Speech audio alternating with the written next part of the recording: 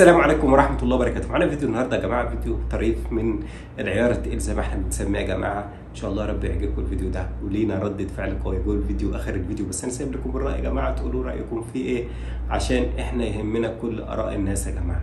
بس قبل ما نبدا ونشاهد الفيديو مع بعض، حابب من كل اخواتي اللي بيشاهدوني يشتركوا في القناه، فعلوا زر الجرس عشان يوصلهم كل جديد، دوس لايك للفيديو بعد المشاهده. ويلا بينا ندخل نشاهد الفيديو عشان نشوف المفاجآت اللي جوه الفيديو بتاعنا النهارده. اول مره يعني دايما بسمع ان في مصريين او في مصري متجوز مغربيه، لكن كنت بسمع ان في واحد او اثنين مغاربه، هو في نسبه، لكن انا عمري ما اتقابلت معاهم ان في مغربي يتجوز مصريه. بتكون بالنسبه لي انا غريبه، بس عادي، ده نصيب. كاينه ولا لا؟ كاينه وباينه. ما تيجي اعرفكم بمعاذ ومنى. معاذ ولد بلادي مغربي، ومنى بنت بلادي مصريه. لا استنى، انا هاجي اقعد بقى ونتكلم. تعالوا اعرفكم. عشير يا صاحبي، اول مره اشوفه، اول مره اعرفه، نورني. هو ابن بلدي المغربي معاذ، بنت بلدي مصريه منى. انا اللي عرفته على معاذ ان هو من مدينه اسفي. ايوه، تحياتي لاهل اسفي، وهدي تحيه برضو لصديقتي العزيزه جليله، ممثله يعني، هي بنت اسفي. وفي بالذات غير الناس يعني. طبعا انت فاهمه صح؟ طبعا فاهم صح؟ انا لسه هخش لك دلوقتي تقليلي بس. ما تعرفني بمعاذ سريعا كده عشان الناس تبقى فاهمه، هي قاعده يعني عايزه تعرف، اكيد عندكم معلومات يعني. فمثلا معاذ بيشتغل ايه؟ معاذ خلاص عرفنا ان هو ولد مدينه اسفي. بقالك فتره هنا في مصر. ايوه. عملت ايه؟ جيت مثلا تعمل ايه في مصر؟ شوف، انا كما قلت لك من اسيا. تمام.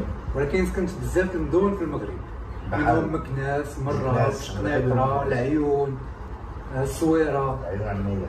فانا اخر مره جيت من مراكش.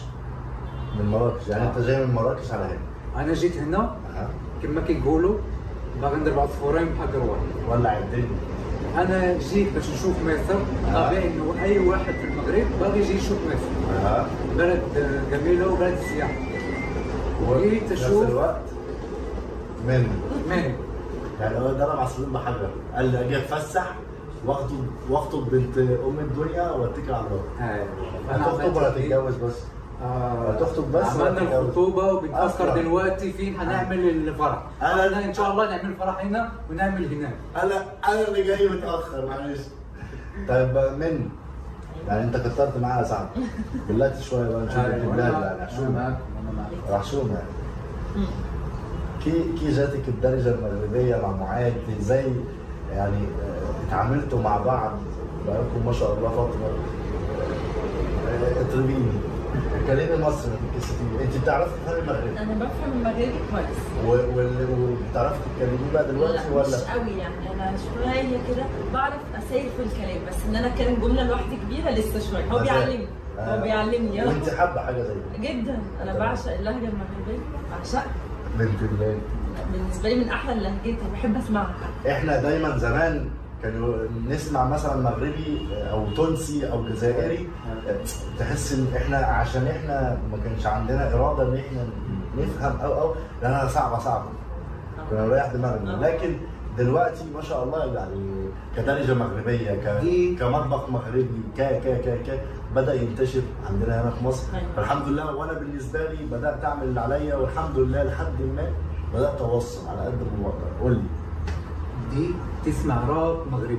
الله اصعب حاجه ممكن تسمع. مصريه بتسمع راب مغربي، الله اكبر. انا ما بسمعوش. لا بسمعه كتير. انا اعرف مثلا اللي بيغنوا راب في المغرب، لكن ان انا اسمعه. انا دلوقتي بقيت بسمع مغربي اكتر من مصري خلاص، عشان ودني بقى تتعود على الاغاني. ده بجد والله؟ راب ولا اغاني؟ اغاني بقى كله. طب زي مين؟ بس اكتر حد بحبه اسمه زهير بهاوي. زهير بهاوي ده يلا كان هنا في مصر ويلا زهير بهاوي ده وسعد المجرد. طبعا لازم. ده اول حد انا عرفته في الراب. مين؟ سمول اكس. توتو. توتو معروف. وتاني بتاع اتقل. دون بي. ايوه. وايه تاني؟ ده كتير. كويز 1 اسمه ايه؟ كوزان. كوزان. أيوة. كوزان. ده تركي. عملت خطوبه هنا عملنا في مصر. خطوبه. تمام. وكانت الاجواء كانت دي جي بس مش زي عندكم كده مثلا. هنا الخطوبه بتبقى مختلفه. قريبه من الفرح.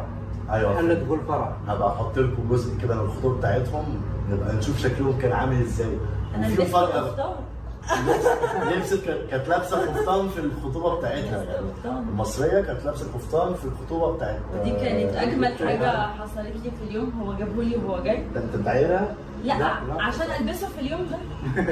دي اكتر حاجه بسيطه. هم عارفين انا بهرج انتوا ما فهمتونيش والله برد يعني. برد. نفسر. ماشي. تمام. يعني كيجاكي بقى ده اللبس التقليدي للمغرب. يجنن. وكتير من صحابي اللي شافوني بيه قالوا لي جيت شبههم يعني، لا عليا فبقيت شبههم. طب دي حاجه حلوه. ودي حاجه بسطتني قوي. شوفي اصحابك عجبهم القفطان؟ لا ده احنا عندنا ما فيش بنت في مصر اكيد عارفين المصريات اللي متابعين تمام. حياتنا القفطان ده. ولو يجي من المغرب بقى. ولا ما هو اهل القفطان هو المغرب ملوش بلد تانية يعني. هو دايما كنا واحنا صغيرين يقول لك قفطان المغربي. ايوه. عشان تبقى عارف حاجه زي انت عارفه بس انا باكد لك. لا. هتعملوا فرح مثلا ان شاء الله هتعملوه في مصر، هتعملوه في المغرب. اسمح لي قوي ده. اوبا اديني. اسمح لي قوي منها على فوق. السؤال ده. اديني. طبعا انا فرح مصر ده عشان عيلتي واهلي ده طبيعي. تمام. بس انا نفسي قوي اعمل فرح في المغرب. انت قلت ان انت تعمل فرح في المغرب فكده هتفسح بنت بلادي توريها من طنجة طبعا. للدويرة. انا بقول لك انا سكنت في 8 مدن يعني اللي زرتهم يبقوا كام؟ كتير يعني اعرفها من طنجة لجويرة. بقول لك انت المغرب هيخلعك اقسم بالله. يا جميله. انا امنيه حياتي. ما انا بقول لك نفسي اسافر بقى. والله مش كلام فعلا. المغرب اقسم بالله هيخلعك. في طبيعه حلوه. البلد يعني انا بالنسبه لي لان انا كنت اول مره يحصل لي الحوار اللي هقوله ده حصل لي في المغرب. انا كنت على طريق صحراوي وطرود صحراوي. اقسم بالله الطريق ده كان عباره عن 500 كيلو. انا ال 500 كيلو راجعهم انا حضرت 4 فصول. ايوه حصلت لي. اقسم بالله حضرت 4 فصول في المغرب في يوم واحد على طريق واحد. فانت اصلا لوحدك هتتخلقي من الطبيعه من جماله. مره واحده دخلت في سكه ثلج اوروبا. ايوه. نفس اللي هو انت فين بقى؟ انا فين؟ كلمه او جمله على مدينه. قولي لي المدينه دي اسمها ايه؟ هزنقها. هو ليفل بس ممكن وهجيب لك حاجه موجوده دلوقتي وسهله وبسيطه. بس هي الفكره ان انت تفتكري اسم المدينه. طب يلا. طيب مدينه ماشي نفس اللون اللي انت لابساها. شفشاوي. سهل. انا قلت لك من الاول سهل. انا ما اعرفش. وريها. قول لي اي حاجه هرد. قول. لو أي حاجة؟ الالوان دي سهله عليك. طب استنى. ايه المدينه اللي مشهوره بيتقال لك عليها مدينه الحمراء؟